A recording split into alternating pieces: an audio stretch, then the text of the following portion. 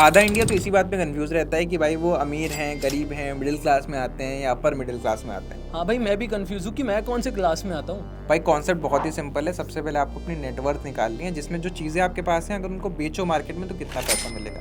10 लाख की गाड़ी खरीदी थी, अभी वो 5 लाख की बिकेगी तो 5 लाख रुपए आपकी नेटवर्थ होगी।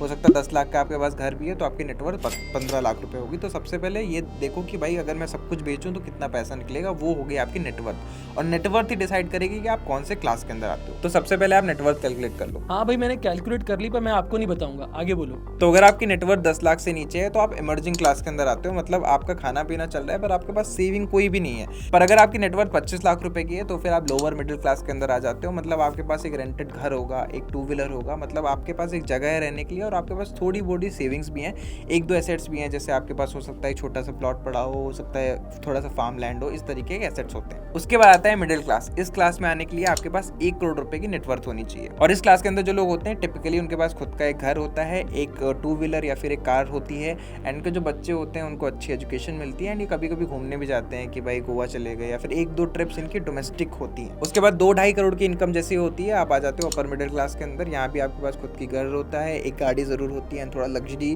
क्लास के अंदर आ जाती है, ईएमआईज वगैरह चल रही होती है, एंड इंटरनेशनल ट्रिप्स भी यहाँ पे आप एक दो करने लगते हो साल की। और उसके बाद आते हैं अल्ट्रा एचएनआई यानी हाई नेटवर्थ इंडिविजुअल। इनकी नेटवर्थ 50 करोड़ के ऊपर होती है, जो बड़े बड़े मैंशंस में रहते हैं, लग्जरी कार्स होती हैं, 2-3 गाड़ियाँ होती हैं, बड़ी बड़े वॉचेस लाखों करोड़ रुपए की ये लोग पहनते हैं, और ये लोग भी इंटरनेशनल ट्रैवल करते हैं बट टिपिकली बिजनेस या फिर फर्स्ट क्लास के अंदर। और उसके बाद कैटेगरी बिलियनर्स की आ जाती है, जिनके पास प्राइवेट जेट होता है, वो तो एक अलग ही क्लास है, उसके बारे में क्या बात करनी।